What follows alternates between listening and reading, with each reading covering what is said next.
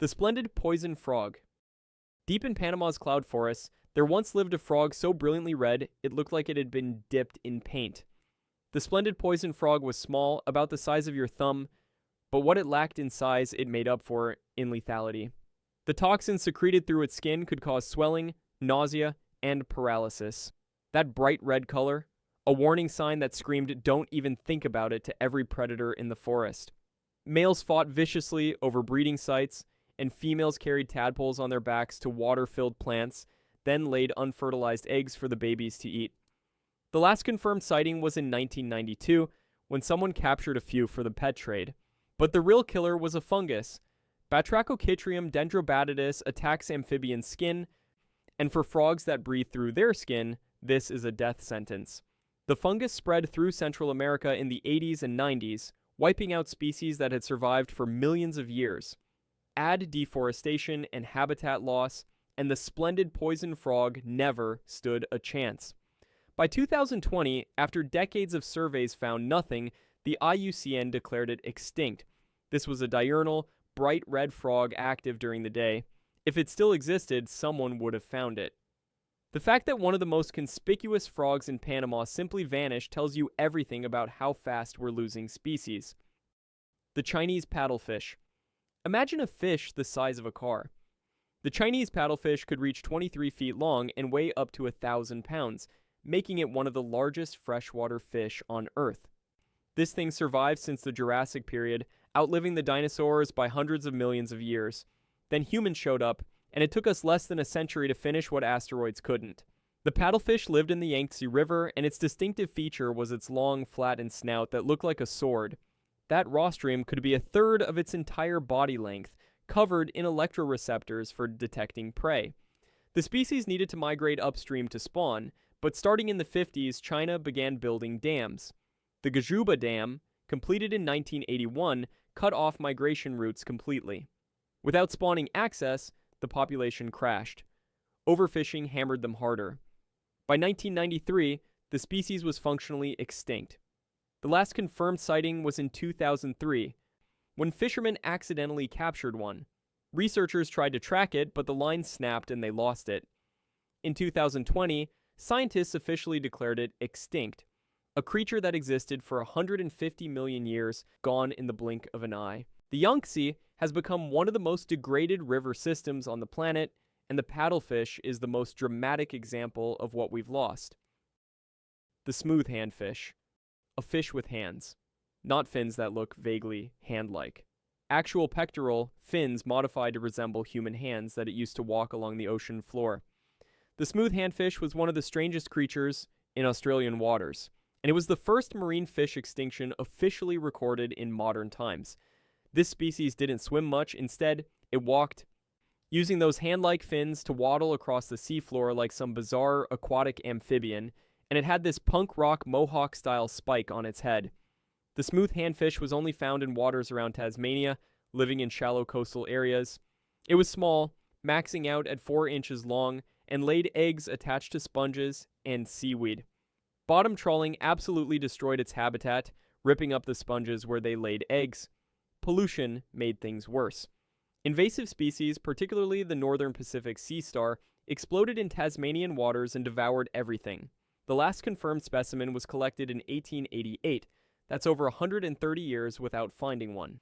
In 2020, the IUCN listed it as extinct. Australia became the first country to record a marine fish extinction in modern times. Nature made a fish with hands, gave it a mohawk, and we wiped it out before most people even knew it existed. The slender-billed curlew. For decades, ornithologists scoured 35 countries across Europe, Asia, and North Africa, searching for the slender-billed curlew. The last confirmed photograph was taken in February 1995 on Morocco's coast. After that, nothing. In November 2024, scientists gave up. The slender-billed curlew was declared extinct, making it the first bird species from mainland Europe, North Africa, and West Asia to disappear in modern times. This was a migratory shorebird with a distinctively curved bill. It bred in Siberian wetlands, then flew thousands of miles south each winter. Migration only works if both breeding and wintering grounds remain intact. Humans systematically destroyed both, Wetlands were drained for agriculture, coastal habitats were developed, hunting pressure took its toll. As one researcher put it, we arguably spent too much time watching the birds decline and not enough actually trying to fix things. The slender-billed curlew's extinction is a grim milestone. Migratory birds are especially vulnerable because they depend on multiple habitats across thousands of miles. Break the chain anywhere, and the whole system collapses. The Java stingaree. Here's a species known from a single specimen, one fish, observed once. At a fish market in 1862, the Java stingaree has the distinction of being the first marine fish declared extinct due to human activity. Researchers examined that one specimen, described the species, and then it vanished for over 150 years. This small stingray lived in waters off Jakarta, Indonesia. Based on that single specimen, scientists believe it hung out on the seafloor, buried in sand, waiting to ambush prey. The problem is that Java's waters have been intensively fished for centuries. By the 1870s, catches were already declining. By 1940, catches were down to almost half of the 1860s levels. Jakarta Bay became heavily industrialized. Pollution, habitat degradation, coastal development completely transformed the ecosystem. In December 2023, the IUCN declared it extinct. This is significant because it's the first marine fish directly linked to human-caused extinction. Coastal species with restricted ranges are just as vulnerable as anything else. One specimen in 1862. One species declared extinct in 2023. We didn't even get to study it before it disappeared. By the way, if you're finding this look at recent extinctions informative, I post content like this regularly. I'd appreciate if you subscribed. Thanks. The Australian bandicoots. Australia just set a record nobody wanted. In 2025, the IUCN declared 7 bandicoot species extinct, bringing Australia's total mammal European settlement to at least 41. That's the worst mammal extinction record of any continent over the same period. The species include the marl, the desert bandicoot, and the Nullarbor barred bandicoot. Bandicoots are small nocturnal marsupials that look like a cross between a rat and a rabbit. They're insect eaters, using long snouts to dig through soil hunting for grubs. The desert bandicoot survived in some of Australia's harshest conditions, handling extreme heat and drought. What it couldn't handle was feral cats. European settlers brought cats that went wild, multiplying into the millions. For native mammals that evolved without mammalian predators, cats were a nightmare. Habitat loss from agriculture made things worse. By the early 1900s, most bandicoot species were already in severe decline. The last known marl specimen was collected in 1907. The southeastern striped bandicoot likely went extinct by the late 1800s. These extinctions were preventable. Scientists knew these species were in trouble decades before they disappeared, but conservation action came too late. The Bramble-Cay melomys. The Bramble-Cay melomys has the unfortunate distinction of being the first mammal extinction directly attributed to human-caused climate change. Not habitat loss, not hunting, climate change. Rising seas and intensifying storms literally drowned this species out of existence on a tiny coral island at the northern tip of the Great Barrier Reef. Bramble-Cay is minuscule, about the size of 5 football fields, rising just 3 feet above sea level. That was the only place on Earth where this small rodent lived. When explorers first discovered the island in 1845, they found melomys so abundant they shot them with bows and arrows for fun. By the late 20th century, the population had crashed. In 1998, a survey estimated 93 individuals. In 2009, a fisherman reported seeing one. That was the last confirmed sighting. Sea level rise and storm surges repeatedly flooded the Cay. Over 97% of the island's vegetation was destroyed by seawater between 2004 and 2014. The melomys, which fed on leaves and seeds, ran out of food. The soil became salinized. Even survivors starved. In 2016, researchers confirmed extinction. The Australian government officially recognized it in 2019. This is a warning. The Bramble-Cay melomys is the first mammal we can directly link to climate change, but it won't be the last. The Christmas Island shrew. The Christmas Island shrew is one of the most mysterious extinctions of the 21st century. There are only 4 confirmed records of this species. 2 specimens in 1958, 1 in 1984, 1 in 1985. After that, nothing. The species was declared extinct in 2025. Christmas Island is isolated about 220 miles south of Java, with unique ecosystems and high endemism. But isolation makes species vulnerable. The main suspect? A blood-borne parasite transmitted by invasive black rats. Humans brought the rats on ships. They thrived and spread across the island carrying parasites that native species had never encountered. 2 other endemic rat species went extinct around the same time, wiped out by the same parasite. 4 specimens over 27 years. That's the entire scientific record. We don't know how it lived, what it ate, or what habitats it preferred. We don't even have good photographs. The Christmas Island shrew is gone, and with it, any chance of understanding how it fit into the island's ecosystem. The golden toad. Costa Rica's cloud forests were once home to one of the most striking amphibians on Earth. The golden toad was bright orange, almost neon.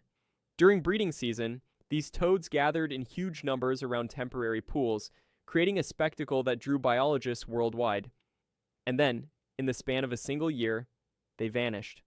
The golden toad lived in the Monteverde Cloud Forest Reserve in a tiny area of 4 square kilometers. In April 1987, over 1,500 individuals were counted. 1 year later, only 10 or 11 toads were found. In 1989, a single male was seen. After that, nothing. In 1994, the golden toad was declared extinct. The speed of this collapse was shocking. What killed them? Climate change altered rainfall patterns, reducing breeding pools. The chytrid fungus was spreading through Central America. The El Niño event of 1987 brought drought that disrupted breeding. The golden toad's extremely restricted range meant no backup population. When conditions changed, the entire species was doomed. The extinction became a symbol of what we're losing, a reminder that even the most vibrant species aren't immune. The Hawaiian forest birds. Hawaii is an extinction hotspot. Multiple species were declared extinct in 2023, including the Kauai akialoa and the Kauai nukupu. These were evolutionary marvels, products of isolated island evolution, that created some of the most specialized birds on the planet. Hawaiian honeycreepers evolved from a single finch ancestor. Adaptive radiation created dozens of forms, each with specialized beaks.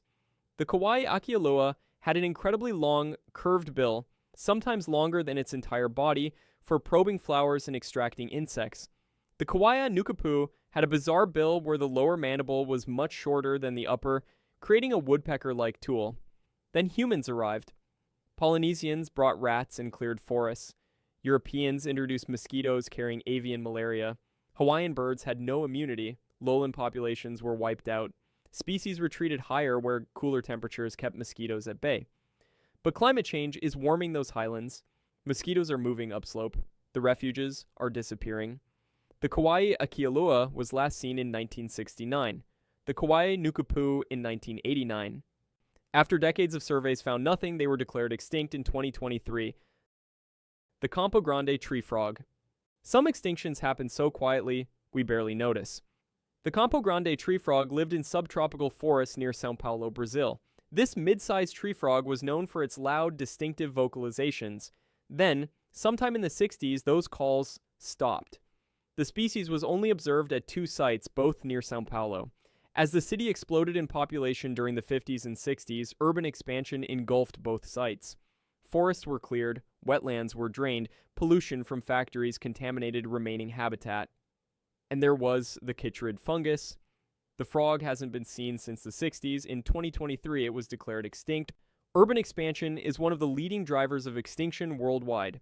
This frog lived in 2 tiny patches of forest near a major city, and when that city expanded, it had nowhere to go.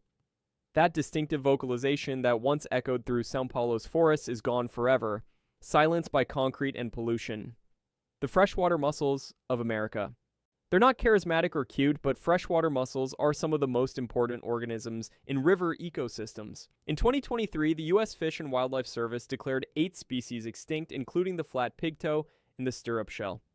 These mussels lived in rivers across the southeastern United States. They're filter feeders, pumping water through their gills, filtering out algae and bacteria. A single mussel can filter tens of gallons per day. Healthy populations clean entire rivers. But mussels are incredibly sensitive to pollution. They need clean, flowing water with specific substrate conditions, and they have complex life cycles involving fish parasitism, meaning they need healthy fish populations too. Dam construction fragmented rivers, pollution from agriculture and industry degraded water quality. Silt smothered mussel beds. The flat pigtoe was last seen in 1967. The stirrup shell hasn't been found since 1988.